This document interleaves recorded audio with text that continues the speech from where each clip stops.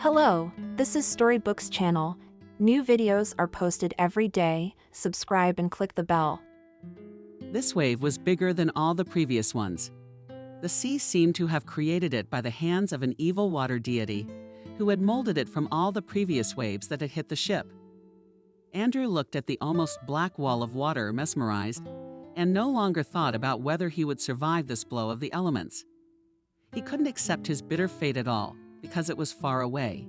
It seemed, at times, that his relatives were left in another life altogether. His wife, Kate, remained. Actually, for the sake of his wife, Andrew decided to take this adventure.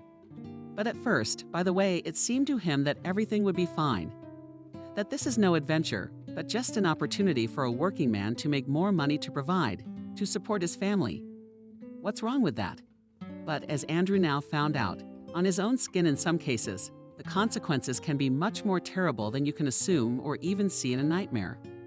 The wave for a moment hovered once more over Kim with the Kemp vessel, as if a predator on the highway before him were prey.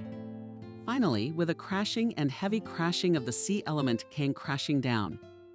Andrew closed his eyes and gripped his hands more tightly to the side. To think of it, until a few hours ago, he had cursed the handcuffs with snot in his wrist from the vicious ship. Now he was even glad. Hoped they would keep the wave from dragging him overboard. By the way his lips moved. "I'll come back to you." And then he was swallowed up by both the water and the cold. Placing a ceramic mold with Armenians' forbidden chicken legs on the table, Kate threw a glance at the whole still life for dinner and smiled contentedly. Just perfect. Everything just the way her husband liked it. Mashed potatoes on the side, sauerkraut, and lots of fried fish. And for dessert, apple pie. A heady aroma floated in the kitchen. Kate took off her apron and carefully straightened it, hanging it on a hook on the wall by the sink. "What's the matter? Is your lover running late?" "No, it's the new car." It demanded the owner's attention, of course, but not enough to miss the first dinner together after he got home. Sighing, Kate decided that she would have to go and get Andrew in person, and perhaps even have a talk with him. Of course, this was probably not the best time to bring up such a difficult, painful topic. Kate's mother insisted that it was better to behave as usual and not to show her illness in any way. Only Kate thought that there should be no secrets from her relatives. And all the more there was no point in pretending that she was all right, that she was the same as she had been before. After all, thought the young woman fumbling with her hands in the closet. If one loves one's other half, then illness is no reason to stop loving, right? I wanted to believe that. So it's better to tell him. Because he's gonna notice how weird she's acting. He's gonna realize something's wrong with her at any moment, and he better be prepared for it. Kate is blind, scooting her hand along the wall in search of the light switch. But despite the flash device, she still couldn't see in the bases where all sorts of little things dropped the keys to the front door. The young woman exhaled through her teeth. How on earth do we let ourselves feel helpless? The accident had happened 2 months ago when Andrew was still on watch. Kate was just coming home from work that day. She was just walking down the path through the yard outside her house when suddenly there was a sharp clap underfoot and then a flash before her eyes and her face burned with pain. An ambulance was called. Unequal passers-by. The doctors said it was a miracle Kate wasn't blinded. But the firecracker, which inexplicably, as it turned out thrown in the yard in mid-March, seriously damaged the retina and lens. And Kate was lucky twice. The first time by chance. The second time with the fact that on the advice of a Maria colleague, their desks were next to each other in the accounting department. She took out health insurance with Stork. Thanks to the insurance, she was treated in a private clinic, underwent a microsurgery and a dozen specific procedures, but still her eyesight returned slowly. Wearing contact lenses was contraindicated, and glasses didn't help much. The doctors said that the body would slowly recover on its own. Probably, according to statistics. In the meantime, Kate saw everything as behind the fog and glass. At first, everything was absolutely terrible, but slowly she began to adapt and even return to everyday household chores, which, however, required much more time and care. And help was often needed. For example, Kate was now unable to see how much the kitchen scales were showing. Naturally, she had to take a sick leave from work, but she was lucky with her boss and with the team. The first paid a sudden bonus on a flat spot, the second discounted the money and flooded Kate with offers of various kinds of help. But the only thing Kate really wanted at that time was that none of her friends should blab to her husband. Andrew worked as a construction worker on a shift across half the country. He was a whole specialist and earned a lot of money. And Kate didn't want him to be nervous for her, and even less to go off and come back, breaking the contract. After all, what could have happened to her? She was already recovering. In general, thinking about her near future, Kate could not imagine any other option, except that she was recovering and without any operations. And at night she was sometimes tormented by nightmares, and it was always a dream in which she saw that she was asleep. And when she awakened them, she found that she was completely blind, and at the same time she was being attacked out of the darkness by some monsters from which she now had no chance to escape. Kate didn't know. She just couldn't know that about the same time she had been in trouble, Andrew had been in trouble too, though of a different sort. It was that one of the workers on the site was stealing materials. The customer started an internal investigation, and it turned out that Andrew was under suspicion. The contractor company knew him as an honest, decent man, but hinted boldly that they wanted to break contact with him, because they did not want to have in their team a man whose guilt was not proven, but the suspicion was not removed from him at all. Andrew was shocked, offended to the core. He was so offended. He had counted so much on making more money. He had taken a new car on credit before he went on a shift, and he had taken a cash loan in the winter when the whole family went to a sanatorium for New Year's Eve. Repairs in the apartment where my wife and mother-in-law lived made his parents, who lived in the village. Helped again, right? In general, money was needed now, as they say urgently. Andrew was getting sick. He could only imagine how he would show up on his wife's doorstep and waved his hands, saying, "There is no money, and I don't know what we will do now." Andrew didn't drink. 100 years already tried it in a couple of youth. My brother made me try Andrew. I didn't like it, but now all of a sudden he wanted a drink. He went into the first Beliashi and took himself a shot glass and a snack and stood by the plastic table and gloomily looked out the window, where the first spring rain was pouring down. Yes, life can be rattling and tossing. A familiar voice sounded near him. "May I?" The unfamiliar man asked, nodding at the vacant half of Andrew's table.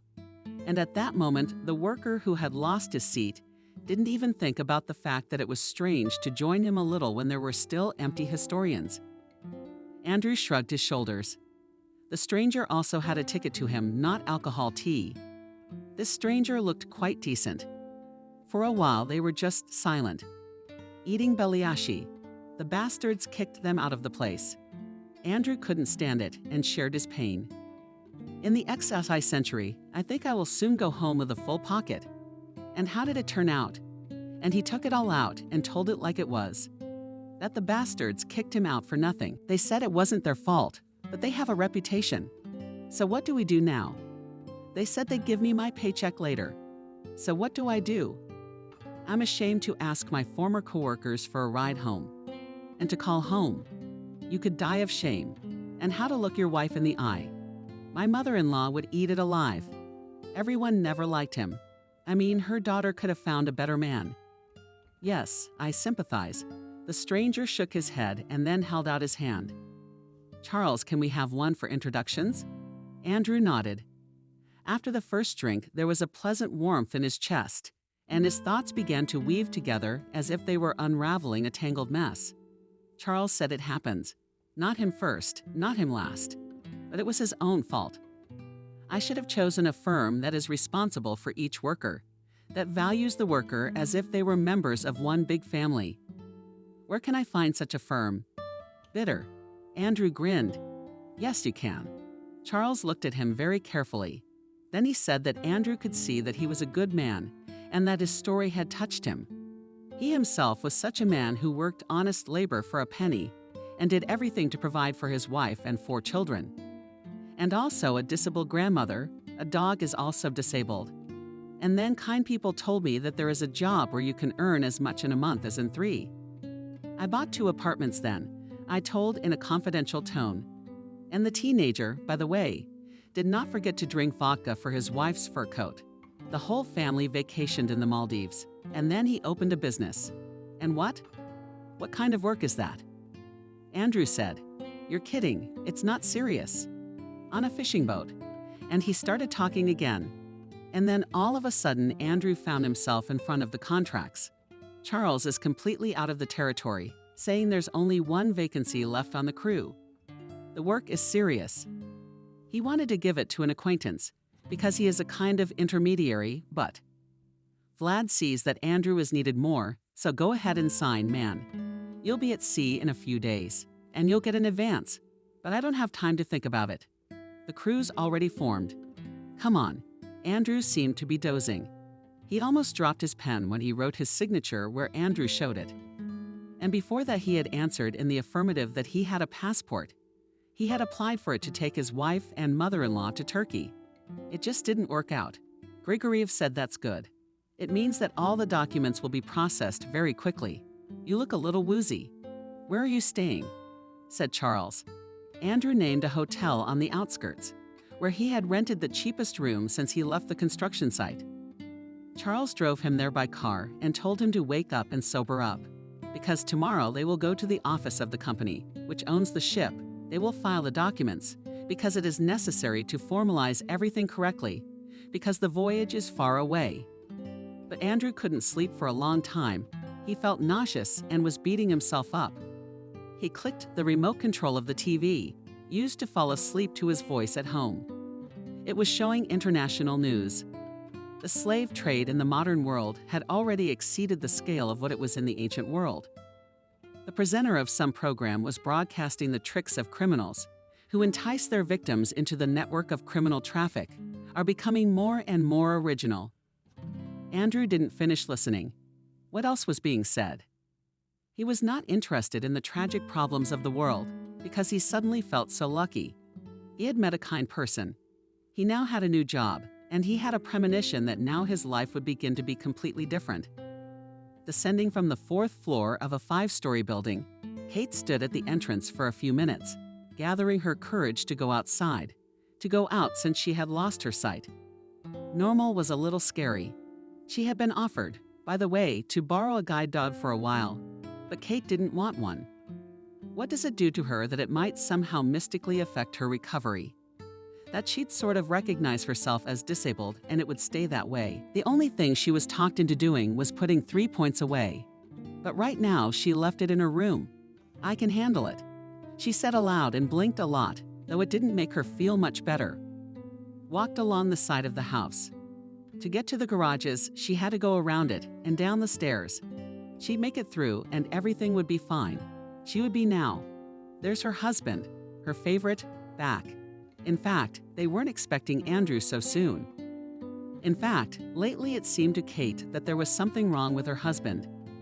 The thing was that the last time they called, Andrew said that he had some trouble at work, but he wouldn't go into details. They called very rarely. Andrew asked her not to call more often, so he wouldn't miss her even more. But the last time Kate couldn't reach him at all, and she was beginning to worry. But then suddenly her mom came home and her husband with her. Surprise, said Lisa and Kate. Like a little child to whom Santa Claus came, rushed into the hallway, but immediately froze. How would he take her illness? Or maybe Mom had already told him everything. "I've missed you, my love," the man said, and Kate thought his voice sounded like a stranger's. Probably, she decided. He was just in shock at what had happened to her, and she also thought that he didn't seem to know anything about her sick condition yet. That, she thought, was for the best. Andrew. She threw herself around his neck, hugged him, ran her nose into his cheek. Face unpleasant. Stinging, stubble. Of course, my dear husband got so excited that he forgot to shave. And usually he was always clean-shaven. That's enough. You'll have time for a hug. Lisa said sternly. Let the man from the road rest. Yes, of course. Kate lost her eyes from tears. The joy of it protected them burning. And she left hurriedly to her room. I had to use the drops prescribed by the doctor. Her husband and her mother were talking quietly in the hallway. Then Mom came into the room. "Daughter, I need to talk to you." "Yeah, I'll put the tea on," Kate answered. "He'll make it himself." Lisa didn't let her in. "We need to have a serious talk. Sit down." It turned out that Lisa had some news about her daughter's husband, and she thought it was her job to deliver it. First of all, she said Andrew was only in town for a couple days and then back. Secondly, Lisa gave her daughter some feminine advice not to be in a hurry to dump her problems on her husband and not to get close to him at all. Because now she is very sick, and it will inevitably affect her. And in general, he will now then perceive her as a sick person who needs care and support, but not a woman. And if they have something in this state, the husband will have specific impressions, and he will cease to perceive her then as necessary. In general, it's better for them to sleep separately for the time being. I told him in the hall pastel joyfully Lisa. Mommy, but we were Kate at first, but Lisa came at her again with her lecture, and in the end Kate gave in. She was wary of what her husband would perceive of her mutilation, however temporary. Afterwards, the family had dinner. Then the man said he was tired and needed a rest from the road. And Kate cried alone in bed that night. And for some reason it was very, very upsetting. The next morning she woke up with a smile and a stubborn hope for the best. Everything will be fine, for sure. The main thing was to think positively. Getting out of bed, Kate not only washed her face, but also slightly tinted her lips with gloss. Let her not be able to make up as before, because blind a little less than a mole, have accumulated a carcass of female attractiveness herself to add it to her. Then she made breakfast, just cheese sandwiches and coffee. But she cut her own bread from the cheese with a knife and didn't cut it. What's not an accomplishment? Yes, thought Kate. How so? Turns out a lot of things in life. So the little everyday things that we don't lose yet are able to make them taken for granted. Things that are always available as a matter of course. At breakfast, naturally, you wanted to talk more. You just asked Kate for her husband because his voice sounded as strange today as it did before. Hoarse and rough. Yeah, sure. He must really need time, Kate thought. Because Andrew had been sitting beside her normally, but now took a seat closer to her mother-in-law.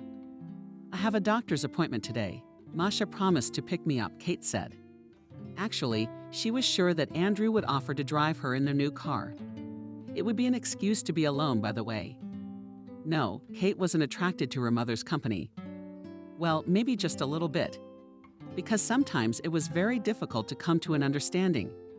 But she just really wanted to be alone with her beloved, to explore her fears and doubts. Get his words, tenderness, and support. And I need to visit someone I know. Hastily blurted out the man opposite. All right, snicker. Kate's good mood disappeared, as if a dot ran into the sun. Finished with breakfast, Kate began to pack. Maria had already called her and warned her that she would be pulling up in 5 minutes. It's great to come visit you, her friend said. When Kate went up to the apartment. Hey, Andrew, she shouted into the back of the apartment. Andrew went into the far room. He's not himself to blame, Kate said. It happens to them men. So let today be our girl's day. Maria was generally a positive person. She and Kate left the apartment together, then from the entrance got into the car carefully. Steps warned Maria at the porch of the clinic. I'm not blind, muttered Kate, but deep down I was grateful for such reverent support, which I am not. No husband, no mother received.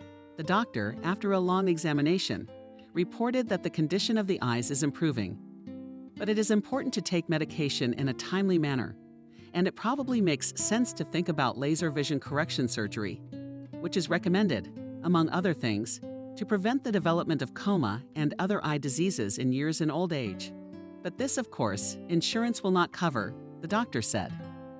I'm afraid we don't have that kind of money and won't have it.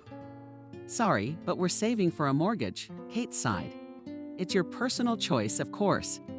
But it's my duty to inform you.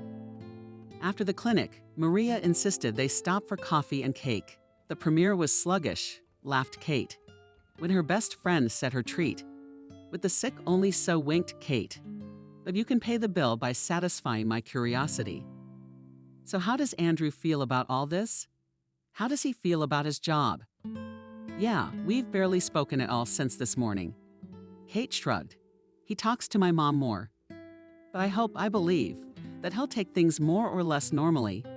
Only Kate stammered and sighed and set aside the spoonful of chocolate brownie. He's like a stranger. In what way? It's hard to explain.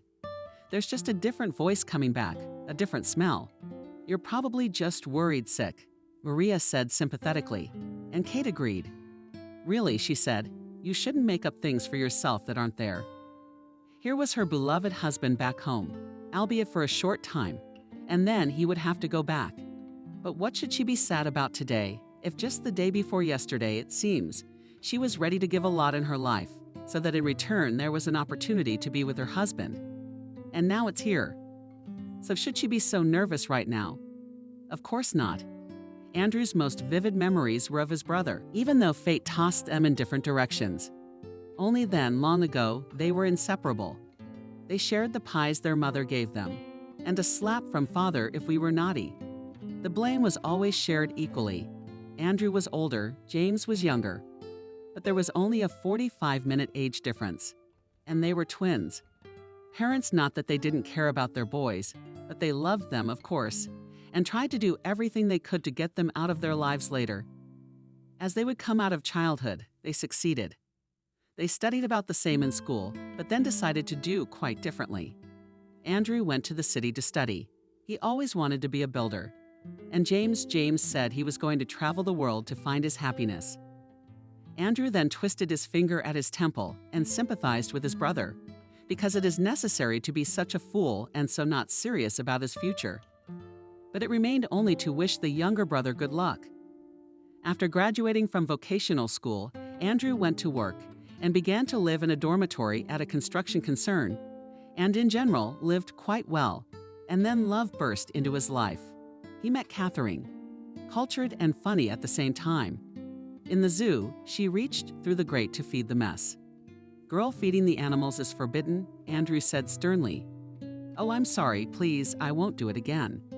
Quickly bounced off the fence. Beauty in a sundress and budded like milk in color. Now I have to pay the fine, she asked fearfully. No, I forgive you for the first time, said Andrew. Then, unable to stand it, laughed.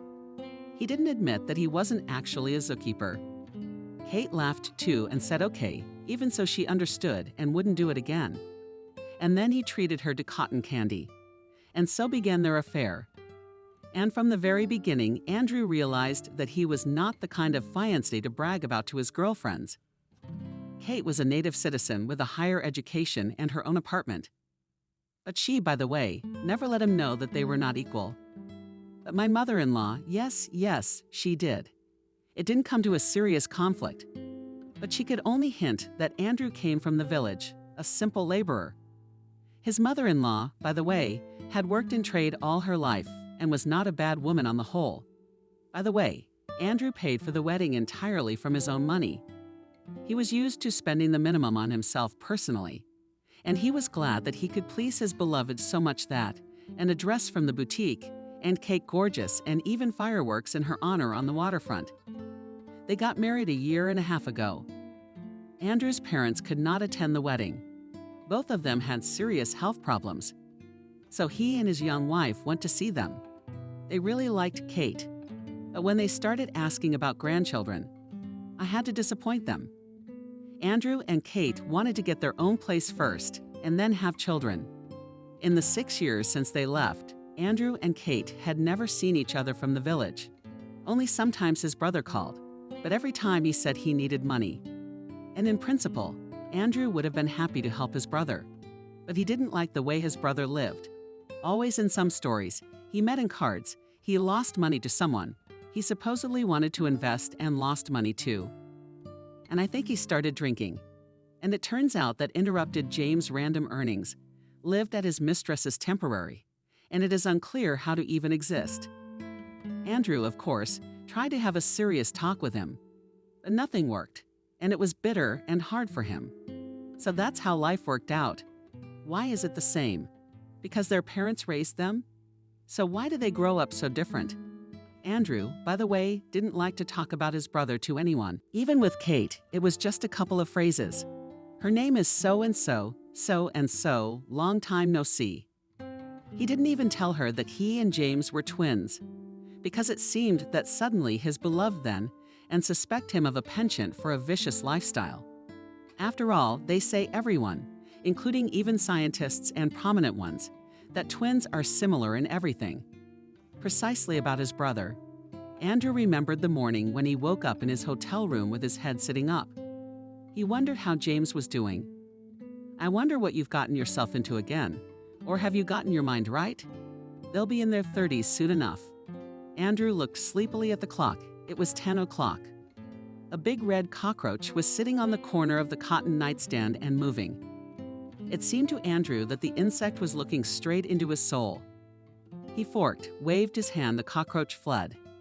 And then Andrew remembered drinking at the Bialysky, meeting Charles and signing some kind of contract.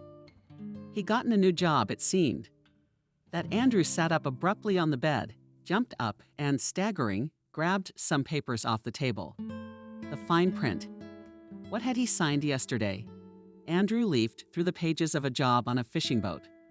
Pay of $1,000 a week. Not bad. What are these extra conditions? Fines, penalties, adherence to company policy. Transferability to the contractor's company. What's that about?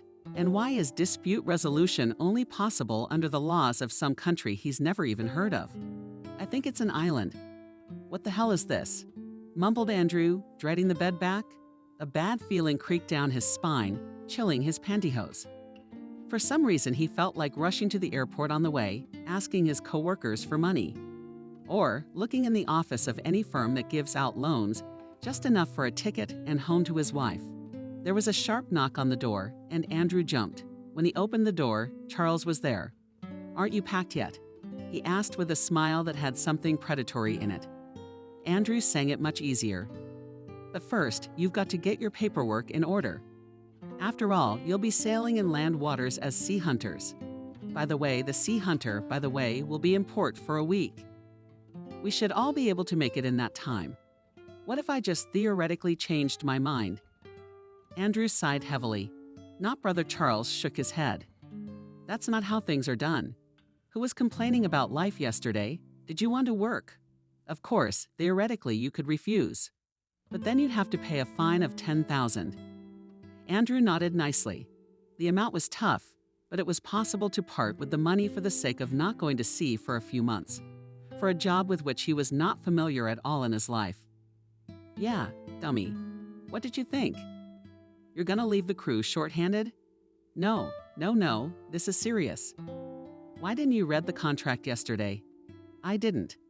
Andrew lowered his gaze, clenched his fingers into fists, so that it wouldn't be noticeable how his hands were trembling. "If it's reliable, you said ironclad. If I'm home in 2 months. All right, let's go." "Let's go," Charles said. And then, when Andrew took his bag with things, went out with him together on the street, and took him first to the firm, which occupied literally one office in some basement on the outskirts of the city, and then to the port to get acquainted with the ship, which bore the loud name Sea Hunter, and in general start to settle down on it slowly. The captain welcomed them warmly. He was not at all against the new man and his crew, because soon enough, he knew this little man would make him a little richer. "Kate," I walked to the garages and almost sang with joy. "She made it. She's walking without a dog, without a cane. She didn't trip. And anyway, isn't that proof that she's on the mend? I mean, where are the garages needed? She hasn't been here much. It would have been better, of course, if Mom had asked to go get her husband, but Mom was off at the health clinic. For this reason, by the way, Kate measured for the pie, the ingredients not on a scale, but in increments, but everything seemed to be getting through.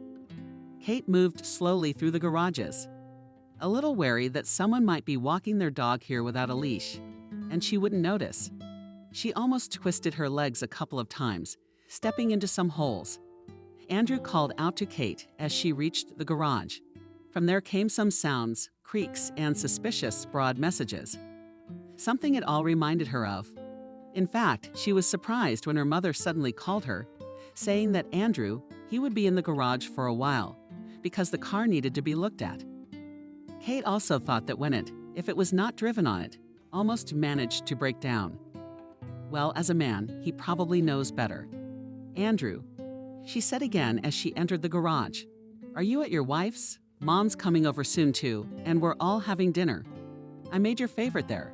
Kate froze, blinked a lot, but it didn't get any better with her condition. Just what she saw, oh, how could it be possible?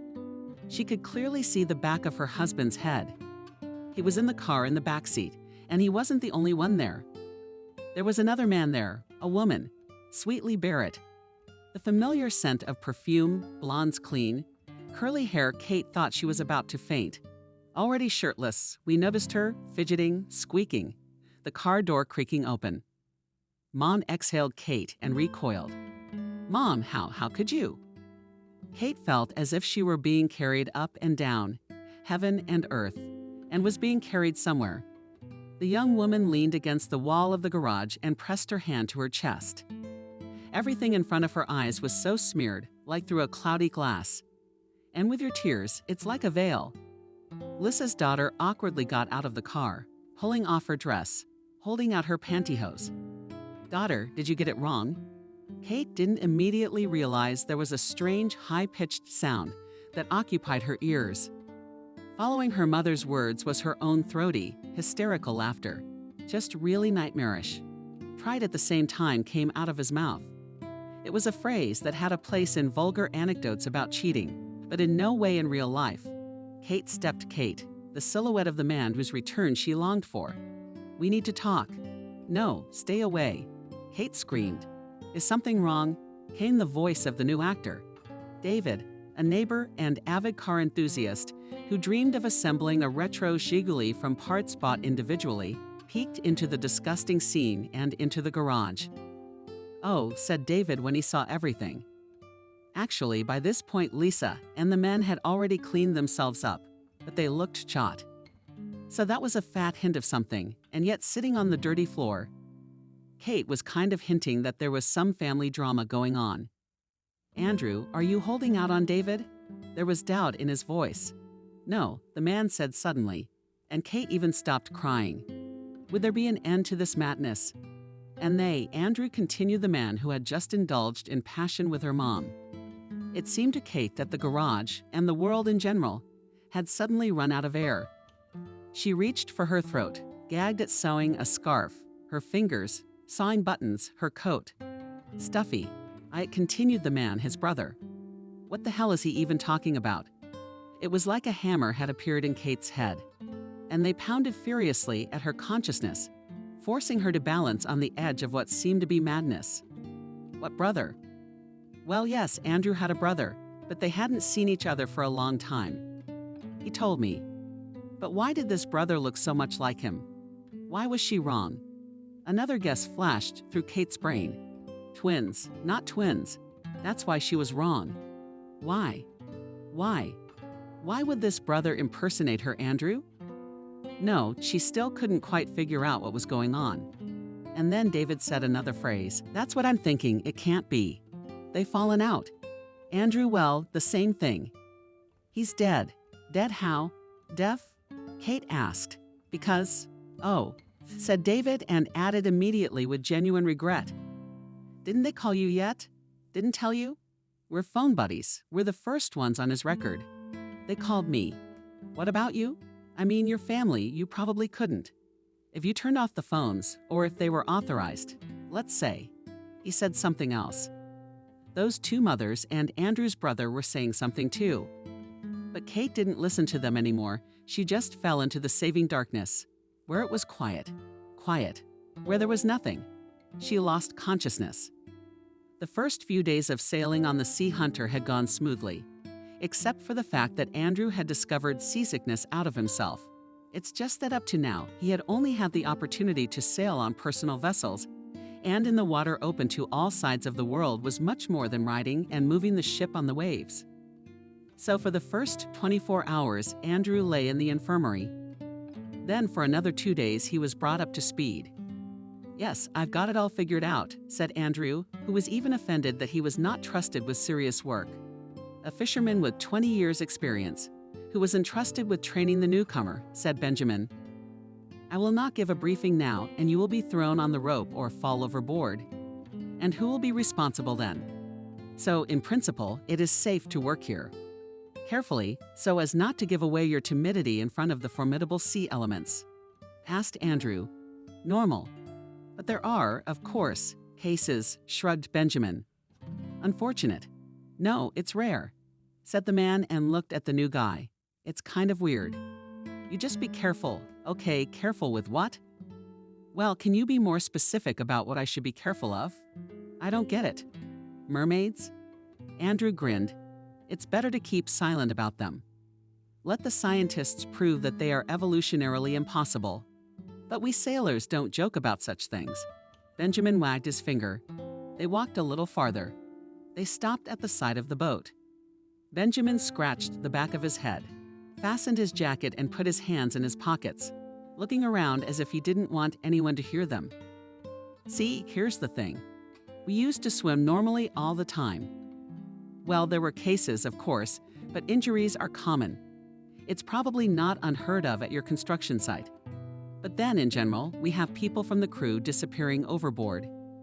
Asked Andrew, and even before Benjamin answered again, that familiar feeling of misgiving, like when touched, no. Well, I mean a couple sort of fell overboard. Just been from a neighboring ship that was passing by, didn't notice anything in the water. Port, when they came in from the south, mice disappeared there too, sometimes as far as Indonesia. A lot of rounded eyes. Andrew.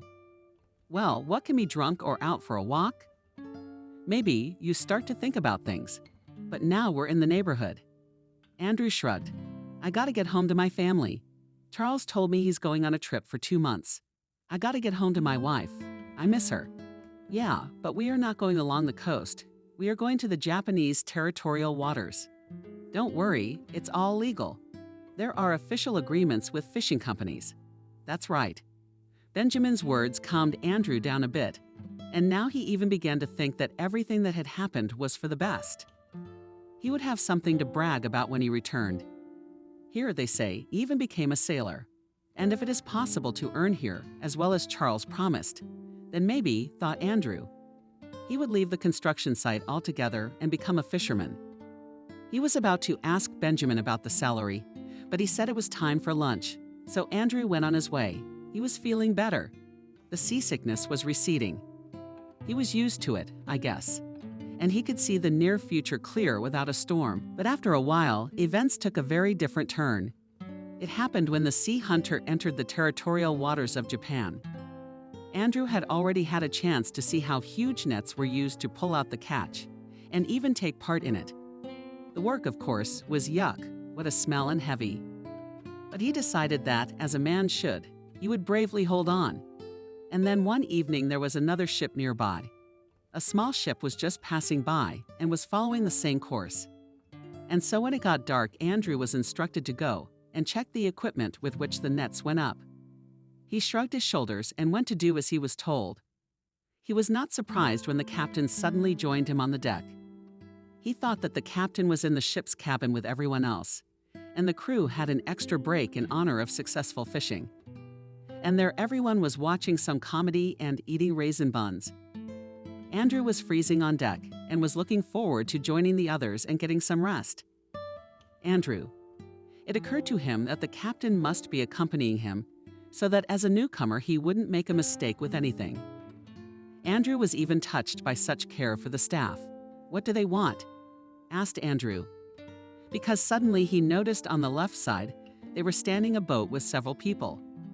It looked like they came from that ship, which was still looming in the distance. Maybe they're in trouble, and they needed help. Andrew turned away from the captain and waved to the people in the boat. And in the next instant he was hit on the back of the head hard, but gently, expertly. Andrew Mayakov's body, heavy at once, muttered the captain, picked Andrew up and threw him over the side. And then Andrew flew down and fell right next to the boat, from which he was grabbed and dragged inside. And then, just as they had come, that is, with the engine turned off, they moved on oars towards the very vessel that had been sailing alongside the Sea Hunter for the last 24 hours. But now these fellow travelers had changed course. They had gotten what they wanted. Kate woke up on the couch in the living room, taking her mother's face away from the vial she was using to bring her to her senses. The children all whispered to Kate and sat up. She was still dizzy. Kate, David was here and he talked to her, and I'm sorry. I'm sorry. What? What did you say? How could he? How could he die you? Did you mess something up? Daughter, calm down. Let's talk about everything calmly. How could you? Kate waved her mother away, and the latter recoiled, shaking her head. Although Kate couldn't see clearly, she was. Sure enough, her mother hit her lips disapprovingly. Then Kate sighed. She realized that if she gave into panic and hysteria now, she wouldn't be able to figure anything out at all. There's some kind of mistake, she repeated. It's surreal what's going on here. Her husband, his brother, her mother. David, you said Kate first. The neighbor nodded and spoke. It turned out that he'd gotten a call from Japan directly from there, because that was the side that was searching for the missing man from Andrew's fishing boat. What fishing boat? James wondered. My brother was a builder, actually. Well, apparently he decided to retrain. David sighed. You understand, I'm only giving you someone else's words. Anyway, he was on the ship, and then he disappeared. They thought that he fell overboard, accidentally fell off, because he was an inexperienced fisherman. They searched for him, but they didn't find him. The search was called off. It'll be a while before he's declared dead. My husband is not dead, Kate said, and her voice sounded suddenly firm. He couldn't have drowned. No, that's not true. He must be alive, because she stepped with her nose. Of course, one must believe and hope. Things happen in the world, they don't. Can I ask you a question? Are you Brother Andrew? Yes, James said. It's been a long time since we've spoken in person, so I decided to visit, and I came. If Kate had been able to see better, she could have watched the scarlet color flood the cheeks of her mother's neck and even her ears. But only neighbor David saw it. He made some comparisons and assumptions, and he too blushed and smirked meaningfully. What a story, David thought. This James was a young guy and, figuratively speaking, was almost Lisa's son. Yes, he was also an exact copy of her son-in-law, only that James's face seemed rougher. Yeah, he was broader in the shoulders and weighed a bit more. So the twins clearly resembled him. They're ladies in solid years. David now couldn't escape the thought of what he'd seen in the garage. And he swore to himself I wouldn't say a word. It was not enough for Kate and Lisa to realize who had caused the gossip to fly around the house and yard. So David decided to be as dumb as a pharaoh's tomb. About family intrigue, possible love affairs, and about Andrew's disappearance too. David was very soon scrambling to get home. He refused tea and only gave Kate the phone number of the detective from Japan who had called him, and said that this detective had also called her Kate, but said he couldn't get through. Kate sighed as David repeated his words. So she'd had her phone charged this morning, and then she'd gotten wrapped up in the kitchen and forgotten all about it. He added David in French, by the way, but he kind of promised that he could have a translator on the phone if necessary. I learned English in college. They sent me, starting with my parents. They thought maybe I'd become a big man. But I smiled at David. To the factory to make ice cream. Went to this is also a good thing, right? All right, I sighed. I've got you all caught up in my personal stuff, sorry. And again, sympathy, hang in there. Well, I went, and David left. James' mom told Kate we need to have a serious talk. What's the grief? Lisa shook her hands. I just don't know what to do. Should I make some tea? Does it help your nerves? No, Mom, we'll talk about everything. We'll talk about it right now. Kate didn't see. She could look, and she looked angry, resentful, and determined. Not just like that. Right now, Kate was determined. And she also had a strong, barely surmountable urge to knock Sergius over the head with something, but she didn't do it. And not so much out of the goodness of her character in general, as because of the fact that this man looked so much like her husband. Andrew sat in the corner of the Triumph and felt nauseous.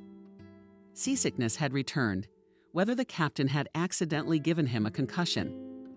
Either it was the stinky, salty fish, and not the cleanest water they'd stocked it with. It didn't take long to figure out what had happened to him. When Andrew woke up on that small nameless ship, it was clearly explained to him that now he was a prisoner for the whole world. But he was also a valuable man at the same time, and literally valuable, because the captain had been paid 4,000 American dollars in cash for him. And now he would work off that money. But first he'll be sold again, and maybe again. How's it gonna go? Come on, man. How can you sell a live human being? Like cattle? What kind of livestock? Andrew then even thought it was some kind of crazy joke. But that last straw of hope cracked a moment later when he realized no, it was the whole truth. Then Andrew was beaten for the first time and told not to ask any more idiotic questions and not to talk at all. The slave traders themselves had spoken to him, by the way, in a wild mixture of English and Russian. And then, Andrew at first was terribly pleased when he realized that he was with him on this trial. The name of which, by the way, he never learned. Benjamin is here. What an idiot. I said Benjamin, who, by the way, also got hurt when they were alone. They were locked in the hold. I suspected something was going on. I should have told someone sooner who'd listen. It turned out that Benjamin, who'd been having trouble with us missing crew members under suspicious circumstances, decided to break into the captain's cabin. See if there's anything there. Captain caught him doing it. A fight ensued. The captain got the upper hand, and although he didn't intend to do it, he threw Benjamin off, so to speak, as a compliment to Andrew. What do you mean? Asked Andrew. Gritting his teeth from the cold, he was still in his wet clothes. We're really in bondage now. It's no good getting one of these. We got to get out, so when we get into port, who's nice to you? Did the man say we're even going into port? Benjamin grinned bitterly and began his story. Andrew listened with dazed eyes. It turned out that Benjamin was a very well-informed man about all the dark things in the world. He told that fishing in the seas and oceans of the world is often done illegally, and they make as much money on this scale as on trade in other illegal things. And to keep costs down, and to keep anyone from blabbing, slave labor is often used. Now we can only wonder, where will we end up? Argentina or closer to India in Southeast Asia? What are you telling me? In a colorless voice, Andrew said, No, I don't agree. We need to save ourselves, we can swim. He suggested, the first option that comes to mind is what style of swim. Ellen, I hope that dolphins swim by as a cab catch and grab his fin. Or are you planning to steal a lifeboat? I thought you told me you couldn't swim. I don't know how to swim, Andrew sighed, and thought that he would give anything to be on solid ground. We have to save ourselves, but don't be stupid. It is also necessary to break smart people has. Trust me, the sea is deep and full of hungry fish. I think we should lay low for now. Benjamin thought Andrew was a good man, but he didn't share something important with him, namely the fact that he had sent a couple of messages to his friends and acquaintances before he went to the captain's house, sending word, so to speak, that they could start unraveling the damn thing, and send it all to Benjamin over an encrypted internet connection. So no matter how much the captain digs through his phone, he can't find it. So Benjamin decided to keep quiet for now. Not that he didn't trust Andrew, but he didn't know how things would turn out. And he didn't want him, for example, to blurt it out by accident or under pressure, and thus finally abruptly turn them both into the worst of all possible scenarios. Over the next few days or weeks, Andrew lost track of time altogether. The Russian prisoners were thrown from ship to ship several times. The ships did not enter any ports, and the captives were not told where they were going. But because it was getting warmer and the seascape was changing, as well as listening to the speeches of the ship's crews, it was possible to conclude that they were moving somewhere in a southerly direction and closer to Southeast Asia. The final destination for Andrew and Benjamin was eventually a fishing boat. Keller was fishing illegally in the Indian Ocean, and they weren't the only metalworkers there. There were nearly a dozen others, mostly from India. But there was also one Australian, even one who had been sold into slavery, as well as their own who had agreed to long labor because his family owed the local gangsters. Most of the forced laborers were here for a short time, no more than 3 years. But one kid from Bangladesh, whom everyone called Jim for some reason, explained that he had been here for 7 years. Benjamin, as a man who knows English better, translated Jim's story to Andrew, and it was quite banal. He got married, he and his beloved were expecting a child, and he went to work. And then in a coastal village, in a bar, a stranger came up to him and said that there was a topic. "There's a way to make a quick buck. I cannot hear for years," Andrew said then. And he no longer cared that he was a man, and he had tears in his eyes. "I have a mother and father to see. I have a wife to love. I have to go back." They worked their asses off, not eating rice and the smallest fish they could catch. Andrew had run dozens of rescue scenarios in his head over the weeks, both for himself and for everyone. Then he looked again at the armed crew. 6 men, all strong, not exhausted by starvation and grueling labor guys, and realized they had no chance. And then one day, Andrew did a rash thing. All he did was go to ask for medicine for Jim. Poor guy hurt his hand on some spiny fish in the vaporizer. Kid's got a fever, and he's delirious. The captain went to see to his slaves. And when in the morning everyone went back to work, Jim was not among them. Andrew was startled. He suddenly realized that by his care he had brought danger upon the lad. If he had not called the attention of the main man on that dreadful ship, the lad might have been different himself, especially since Jim had said that this sort of thing had happened to him before. Now here was Andrew feeling terribly guilty, but that wasn't the only thing. A swelling of feelings. Asshole. Andrew went to the captain. "What did you do to him?" The other sailor slaves tried to stop him. But Andrew, driven by a just thirst for revenge, managed to smear the captain and, it seems, broke his nose. He had no doubt that Jim had been thrown overboard. "Captain," when Andrew was dragged away from him, the big man stared in amazement, and then angrily, laughing, said that nothing Andrew would soon learn to behave and handcuffed him to the board, forbade to give him food and water. The scorching sun, under which Andrew spent the whole day, seemed to bring unbearable torment. But in the evening, as the storm played out on the sea, Andrew realized that it could be even worse. It seemed incredible how the water in these warm lands could be such an icy storm. Kate moved his lips. "I'll come back to you." And then the impact of the waves simply sealed him to the side, and Andrew lost consciousness. Lissa hadn't gotten to her daughter. It just didn't make sense now. And she said frankly, and even with a challenge in her voice, that she and James were lovers. "What did you want?" She threw to her daughter. "I'm not an old woman yet. At my age, by the way, the second youth begins. It's not like I've made an attempt on your husband.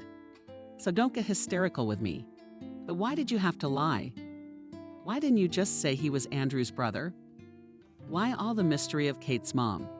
I'm so sorry. What's the point of dredging up the past now?" The past was literally yesterday and today. Kate knew well this technique when her mother began to apologize, obviously for the sake of appearances, and just increases the subjects of serious conversation, insisted that life should continue as before and without discussing what happened. "Lissa, don't worry, it's bad for your heart," interrupted the preparers. What else is there to say to women, James? And it sounded so sweet and caring that Kate didn't know how to react. Laugh or spit. She was just in shock at her mother. It all started a long time ago. James began his story. He had left his brother and gone to the big city to get his hopes up. That money would fall from the sky. He, of course, did not expect and realized will have to how to spin to rise. At first, James got a job as a laborer at the market, but the pay was not fat, and also had to spend on a room, which was rented in the company of the same laborers on the outskirts of the Granny Lonely. After a couple of weeks, I started having backaches. And then, when James pulled his shoulder and couldn't go to work, he realized the dire situation he was in. Something had to change, and the opportunity presented itself suddenly. James then went to the store, as always, to buy the cheapest on offer. At the crossroads, he saw a girl coming out of another store. The pretty girl was all hung with paper bags with loud brand names. She got on a bus with a driver and drove off. And then James had a second realization. He would never have a normal, beautiful, easy life. if he keeps floundering like he's been floundering, not like the universe itself was sending him one sign after another. James saw the flags on the pavement, similar to the one that beauty had dropped on him, and it said about a news show program in a famous nightclub. And then it hit James exactly. He remembered how in his youth, when he and his brother went to the village disco, when there was a scuffle, he always managed to dashingly restore order there. No, James himself knew how to fight, but he also knew how to calm down the rowdy ones like Czechs, who'd had too much to drink or who were just out of character. So he went straight to the nightclub. And there it was. Coincidence needed just such a man, only unusual bouncer. The administrator told him. A blonde in her 40s with a gorgeous shape. We need someone who knows how to handle problems delicately. We value our reputation. I agree to everything. Lusciously, sweetly stretched the administrator and undid the button on a silk blouse. Well then, let me then you from the conversation. True, specifically this moment with a piquant hint James in his story missed. He simply told Kate that he was hired in a nightclub as a security guard, and he worked there successfully. But then another man was hired. It just happened. A misunderstanding happened. James again, he left out one thing. Because in fact, he was trying to get acquainted with one guest of the club, not paying attention to the fact that she had a ring on her finger. Then an angry husband came along. So James lost his job. And as the cherry on the cake, he was barred from any other decent similar establishments in the city. But James was lucky. During his time at the club, he made a lot of useful acquaintances. And he was not literally left on the street. He was helped to get a job as a salesman in an expensive store, and there he worked for almost 2 years. True, as he is guilty, he recognized that he never managed to save money. So he lived literally from paycheck to paycheck. Sometimes he tried to enter some business, or rather, in a quick win-win investment, but as each time he ran into fraud. And then James was diagnosed with a disease, not one that was incurable. But there were heart problems and needed to be treated, and the main thing was not to overload at work. My brother must have said we weren't very lotta. James grinned bitterly. Kate nodded. Yes, Andrew usually referred to his brother with the obligatory adjective. Fool, dumbass, stupid, or something like that. Except we're not strangers. People were socializing, James continued. And now, it seemed, he was beginning to get to a particular part of his story that he was particularly uncomfortable telling. He complained to me not long ago that you two were fighting. Kate nodded again. Yes, that was true. There had been disagreements in the family and above all over Andrew's working shifts. Kate insisted that her husband should be home, that she didn't like him being away so long. Andrew reasoned that he would earn more there and accordingly. They are more likely to take an apartment in the mortgage and in general. He's doing it for her, and if it's for my sake, then I need you around. Kate was almost crying at times like this. And right now she had no rest that in the last wave, when Andrew talked with Andrew, they communicated dryly, hardly as can communicate loving spouses, forced separation. But I made up my mind, too, James said, and fell silent. To what? Well, talk, I don't get it anymore, Kate. I thought I might seduce you. I apologize. Wait a minute, Hanaka. Tell it like it is. What do you mean, seduce? And what does that have to do with my mom? How are you two doing? If you let me go on, I'll tell you everything. James muttered. Kate gave him that opportunity, and he continued. James decided that his resemblance to Andrew could be terribly useful. That Kate might be tempted by that very resemblance. But James had Kate all to himself. Yes, long ago on the eve of the wedding, to which James could not come, and so just called and verbally congratulated his young wife. And so James took the same number and sent a message saying, so and so. I'm your husband's brother. We haven't talked in a while. We're in the family way. How are you doing? He also added that he had heard rumors through his brother that he and Kate were fighting. And James assured her that he was personally on her side. Andrew, he's a fool for not appreciating what a treasure he has in his wife. And James included a picture of himself with the message. He's all handsome at the gym. But it so happened that at the time when the message came, this Kate forgot his phone at home, and his mom accidentally read it. At first, she was very surprised that her son-in-law, it turns out, has such a brother. And then, well, that's where Lisa came into the conversation. You know, she said, dimming her gaze, I've been trying to get my life together for a long time. I've been on dating sites. I've tried dating people my own age, and nothing works. Then some grandfathers write, then just fools scare me. And here I sent him Seriosha a quick message that say, do not need to this number to communicate with us, that no one recognized unnecessary. Right, let's go to another one. I didn't tell him this number. So Lisa waved her hands. James thought he was talking to you. It turned out that Lisa was immediately attracted to James and pretended to care about him. Wait, now why would you want to seduce me? Is this some kind of original way to get back at your brother? Did Kate interrupt the story? No, that's not what I was hoping for. And he confessed. When he announced his plan, Kate was shocked, although it seemed like a lot more than that. It turned out that James was counting on Kate falling in love with him. After all, he looks exactly like his brother. Well, in content, so to speak, he could be, unlike Andrew, the man of dreams. James, fame, the elements, and dozens, hundreds of compliments. He planned that Kate would divorce Andrew, and then he, taking his brother's place, would move into her apartment and get a residence permit. And then he could get a job at the firm where Kate had such great connections. What connections? Exclaimed the girl who could not understand anything at all. You see, the mother explained. I wanted to keep James interested, to keep him interested.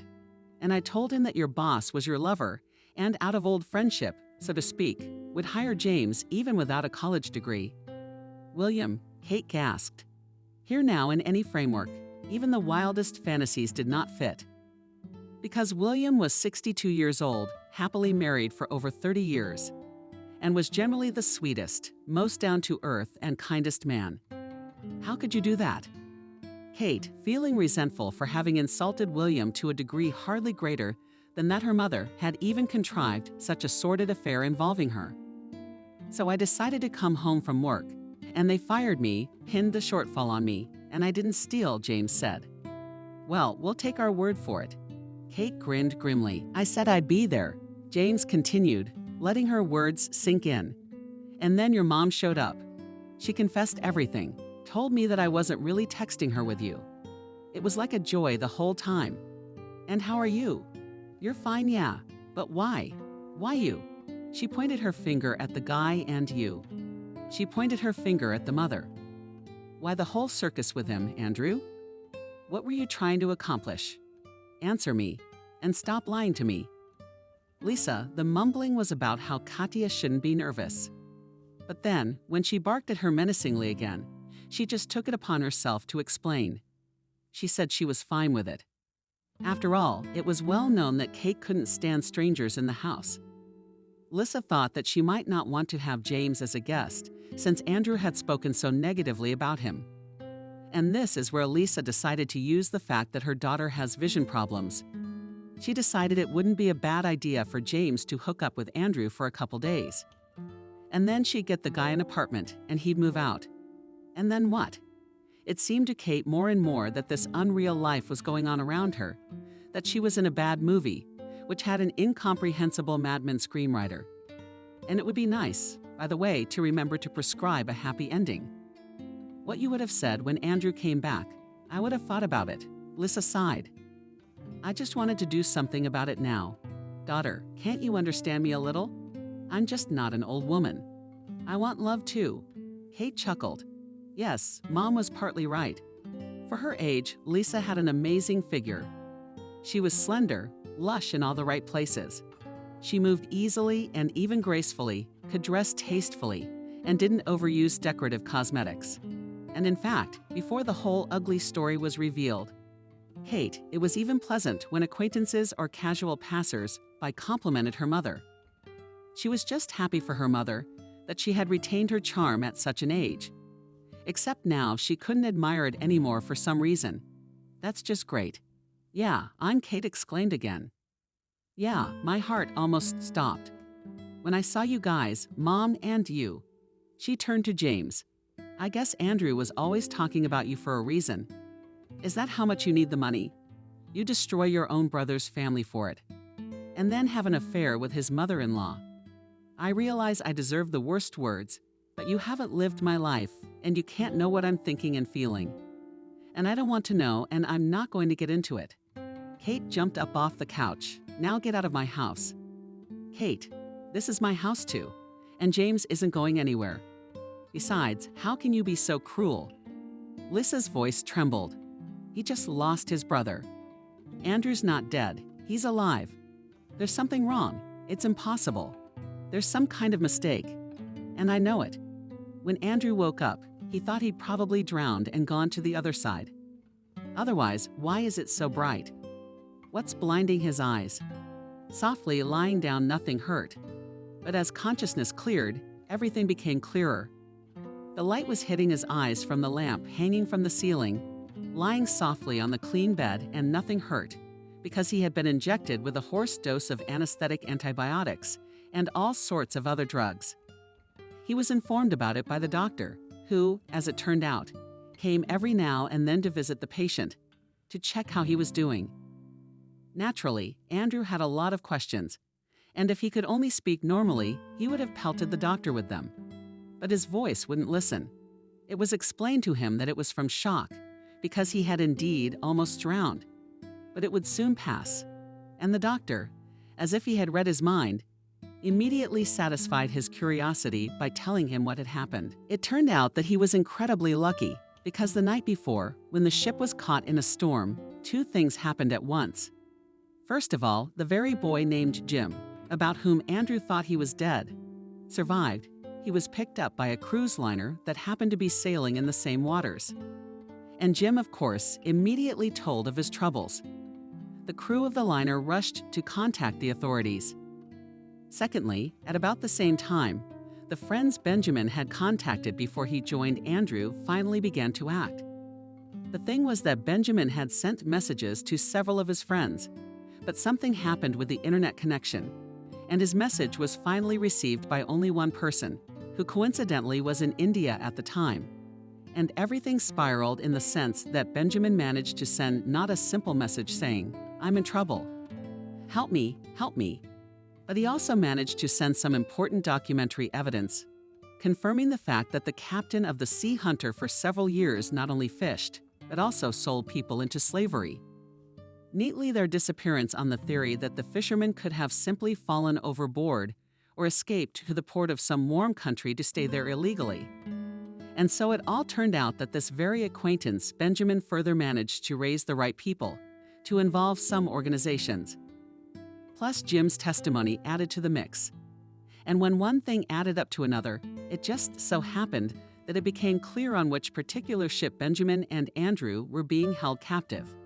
Then Kelly was chased, interrupted by the storm. Kelly was caught, barely behind him. And the storm, by the way, even helped, because the pirate, in fact, a fishing vessel, turned out to be badly battered and could not develop much speed to evade the chase. Finally, the ship was arrested, as was its crew, and the captives were released. All of them required medical attention to one degree or another. But Andrew was hurt more than anyone else. The doctor said that Andrew would probably stay in the hospital for a month, and then he would have to stay in a foreign country because his testimony, as well as the testimony of other prisoners, is extremely important in order to bring the villains to the deserved responsibility. "I cannot so long, weakly and resolutely at the same time," said Andrew. "Doctor, I'm asking you, purely as a human being, is there any way to speed things up with these depositions? And will you write me up as soon as possible under my responsibility without claims or whatever it is supposed to be? I have to see my wife." The doctor looked at the man in surprise.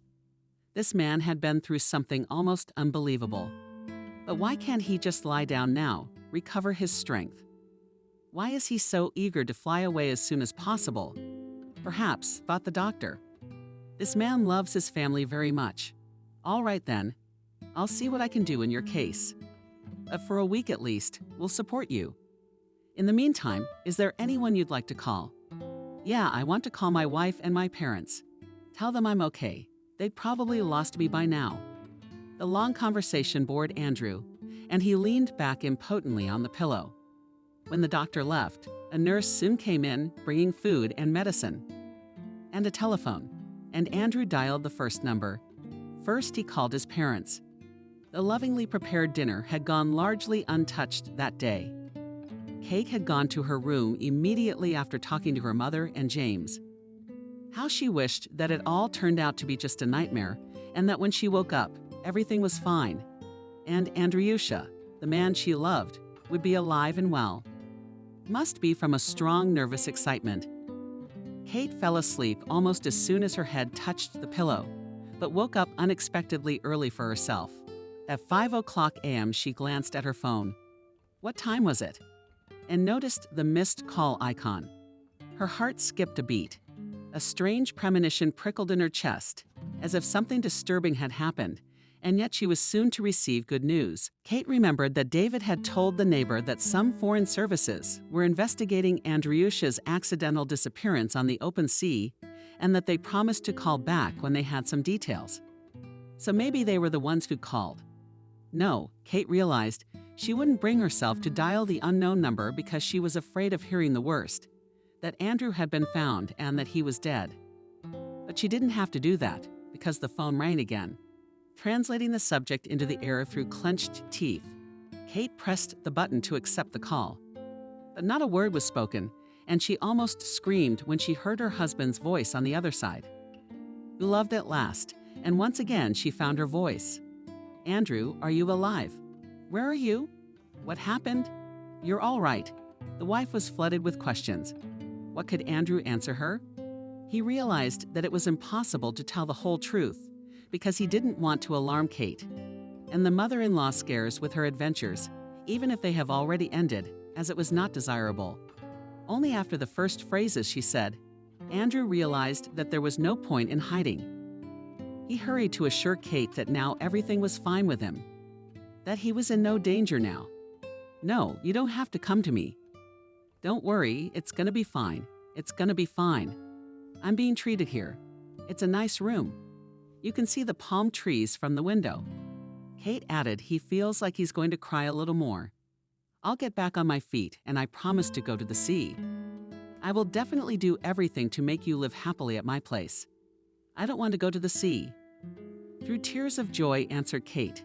Just come home soon. And then it happened accidentally that she let it slip that she was ill. Andrew, of course, got very excited. After all, the eyes, as he said, are not some shoulder bones in which necessarily grow. It's much more complicated than that. Kate, for her part, assured Andrew that she was feeling better. Then she told him that James was staying with them. But of course, Kate wouldn't reveal the specifics of his visit. At first, she simply said your brother was visiting. Andrew said that was very good, because it was high time they saw each other. After this conversation, Andrew began to rush the doctor, even more so that he would be discharged as soon as possible. Also, as soon as he could stand up and walk, Andrew demanded to see Benjamin. Thank you, Andrew said. For what? Benjamin asked. Yes, for being there for me the whole time, keeping me going. Without you, I wouldn't have lasted.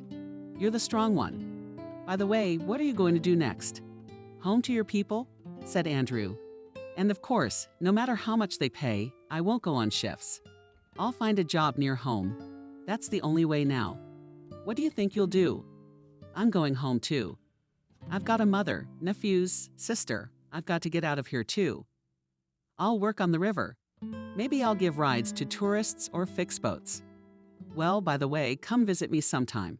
Our Volga is beautiful. No Maldives can compare. I will, nodded Andrew. They talked some more. And then Benjamin said that the Charles that Andrew had so predatorily recruited, that he too had already been captured, had caught up with him in London, when the plane had just landed. All in all, it looked like Benjamin and Andrew were the latest victims of one large, wide-ranging network of a human trafficking criminal organization. Only I want to go on living my life in peace, Andrew said. In the sense that no journalists, no interviews. Benjamin agreed with him and recommended to ignore all such offers. That way everyone would get off his back quicker. Finally, after a few days, Andrew was able to go to the airport. He still felt weak and unimportant.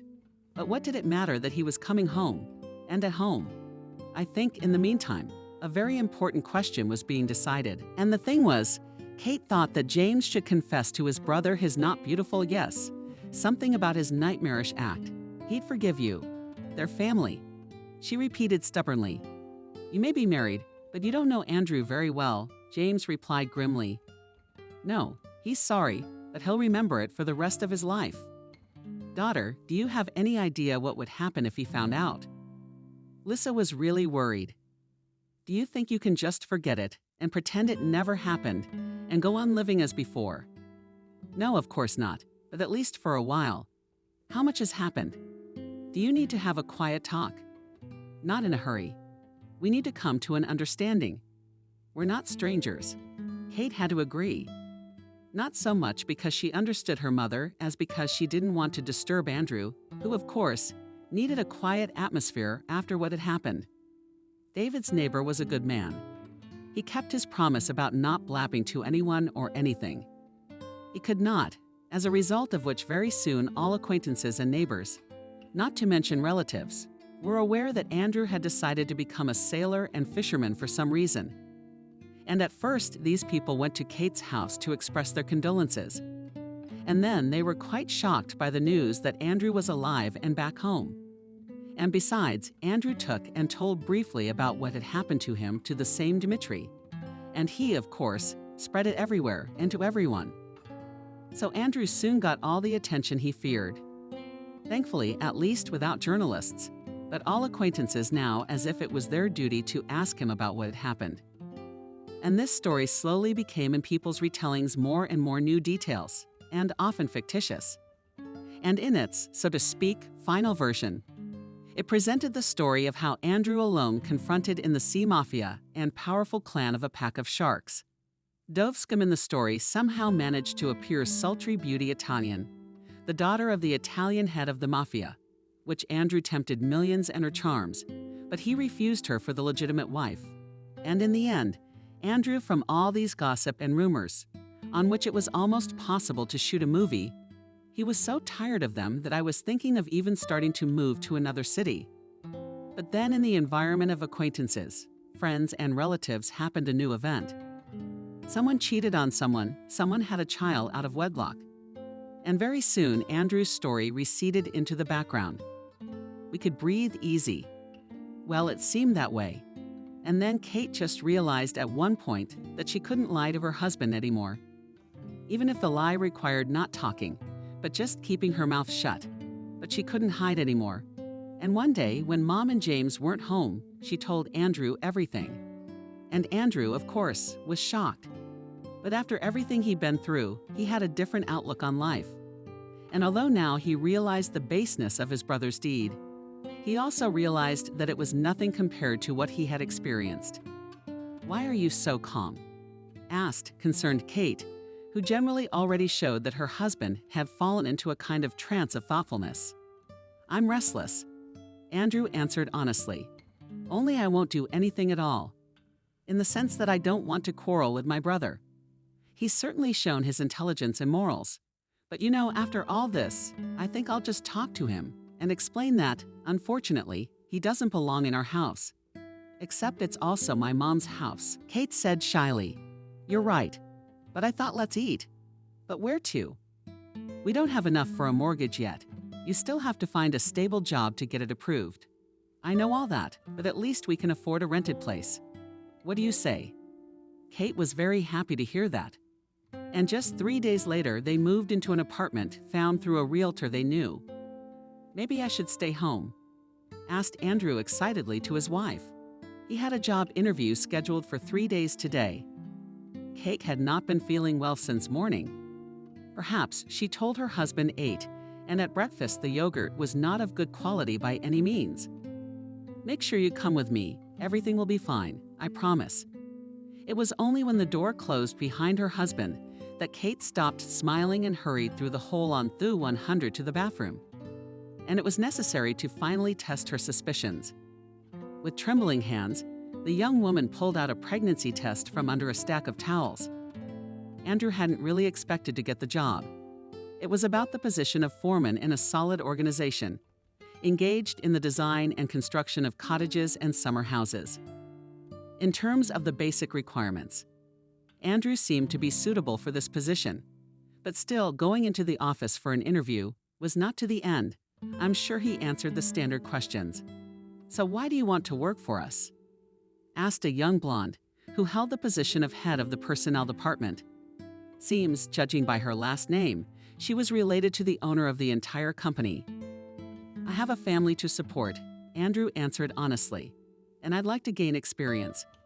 One day I'd like to build a house for my wife and kids myself.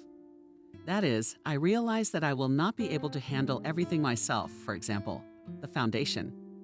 But everything that is possible, I would like to do with my own hands. So I need to gain all kinds of experience. And it seems that this is exactly what your company can help with." The blonde was satisfied with this answer. And she, to Andrew's pleasant surprise, informed him that no, he would not have to wait for the call. It had already been accepted. Andrew did not go home, but flew. But on the way, he did not forget about something important.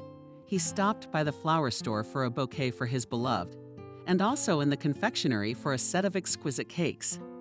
They had something to celebrate today, but there was a surprise waiting for him at home, or rather 2 surprises. Lisa called her daughter in the moments when she was barely recovering from the results of the pregnancy test. "Yes, Mom, this is an emergency," Kate said. "I'm just a little busy right now." "Lisa, to moratorium on what?" "It's very urgent," and sobbing. "I told you what happened. Since the daughter and son-in-law left, Lisa has been living in an apartment with James. Yeah, they were starting to live as a couple, and she didn't care what anyone said. And of course, they had something to say about their age difference, and the fact that James was Lisa's brother and twin brother-in-law. But she didn't care. She felt airy happy. A second youth had come to her. Lisa also spoiled James. She updated his closet, gave him a cell phone, and then emptied both of his accounts, where she'd been saving money just in case. She supported her lover, closed his loan, plus gave him money for nothing, because James told everything. Just all ears were buzzing about some mega profitable investment project. In general, the life of an unusual couple was booming. Lisa even began to think about the marriage ceremony and even thought about what she would like a dress that was not pure white. Of course, it would not correspond to her age. Well, maybe a shade of ivory. "Mom, you called me to tell me how you 2 sweethearts are doing." "Life is good. Let me just say I'm happy for you and we'll call it a day." "Okay, after all, I'd probably be the wrong daughter to wish you and James apart. But I can't wish for your marital happiness either." The daughter broke down on the other side sobbing. "Lisa, so James left me. Turns out the newlywed and 5 minutes away. Fiancé literally disappeared from Lisa's life.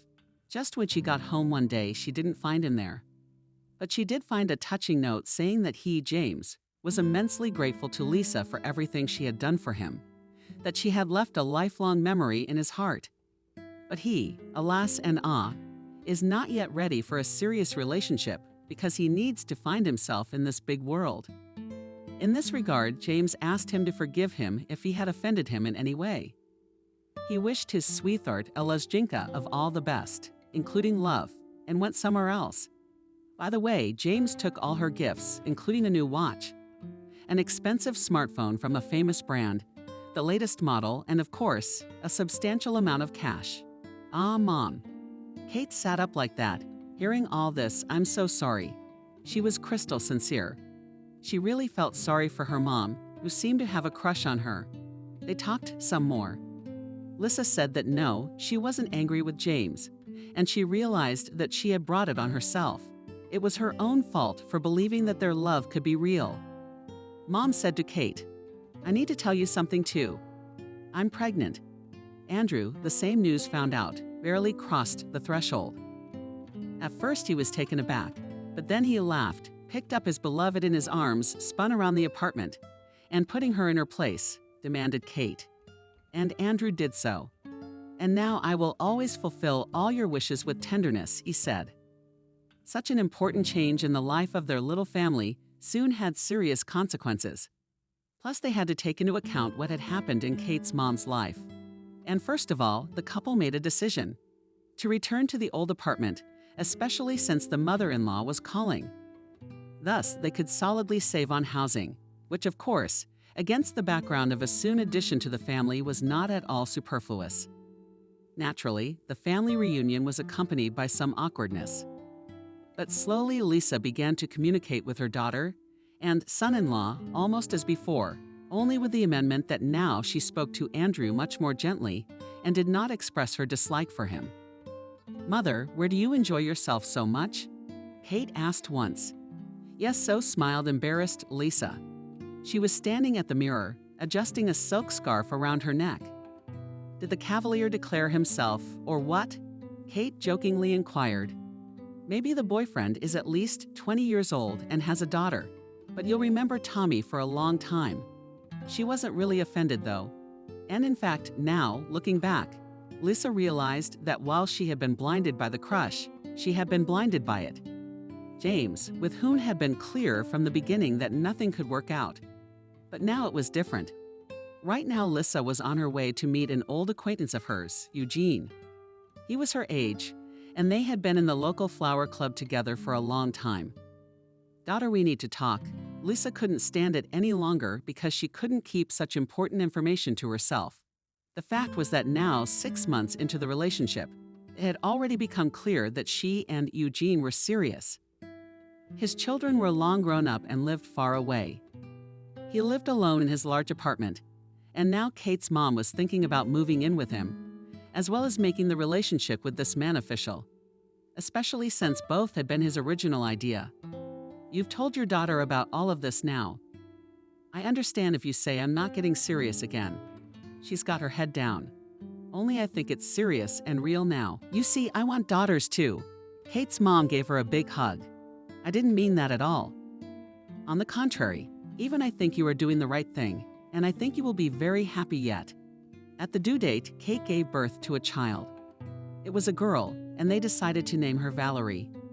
People around her said that her eyes were all daddy's, and her nose was exactly like her mom's.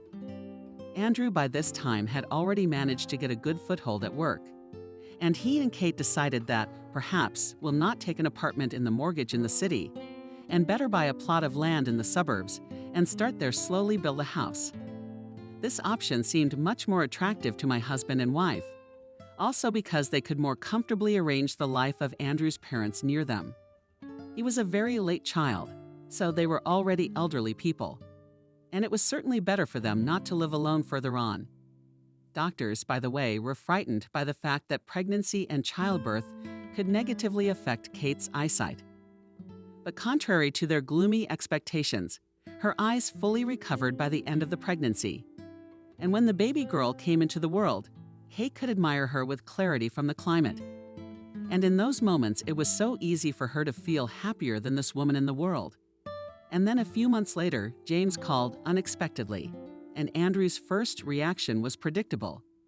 Before answering the call, he cursed out loud at his brother because he had decided that the money he had received from Lisa had certainly managed to skip out on his money and had gotten into something else. He would ask for financial help, but it wasn't like that at all. James told me timidly that he had actually sort of gotten smart. He decided to settle down in a small town. He went to study auto mechanics and even got a job at a car service. But most importantly, he met a girl and fell in love. They got married. Her name was Wendy, and she was a single mom. But James wasn't afraid of that, because he thought it was true love. "Well, let's hope things work out for him," Andrew said. When they finished talking, "Do you think so?" Kate asked him. "Why wouldn't I?" she shrugged. "After all, we're twins, and if they didn't get a little bit of his carelessness, then a little bit of my cleverness must have fallen to him." As time went on, the whole story of Andrew's crazy adventures, not that it began to be forgotten, but he himself and Kate began to return to it in conversation and thought less and less often. However, it suddenly had an unexpected sequel. Just one day, they were contacted by a lawyer who represented the interests of a foreign company that was engaged in processing fish, making various canned products from it. It turned out that this company for many years, without knowing it, had been buying illegally harvested fish. That is, poachers and even with the use of slave labor. And naturally, when the truth came out, it was a serious blow to their reputation. To save it, the company donated a generous amount of money to environmental protection funds, promised to make better sourcing choices from now on, and also decided to pay some very substantial sums to the former captives who had taken the fish as, so to speak, financial compensation. Andrew was a little shocked, and at first even wanted to refuse the money at all. But his wife was against it. Kate insisted that he really had earned some moral compensation during his imprisonment. He deserved some moral compensation. And besides, they could use the money. They could build a house without a loan. That's what they decided to do, and that's what they did. And though neither Kate nor Andrew could predict what life had in store for them, but somehow, on some instinctive and almost mystical level, it seemed to them that they would never again face such severe shocks and dangers as they had recently experienced.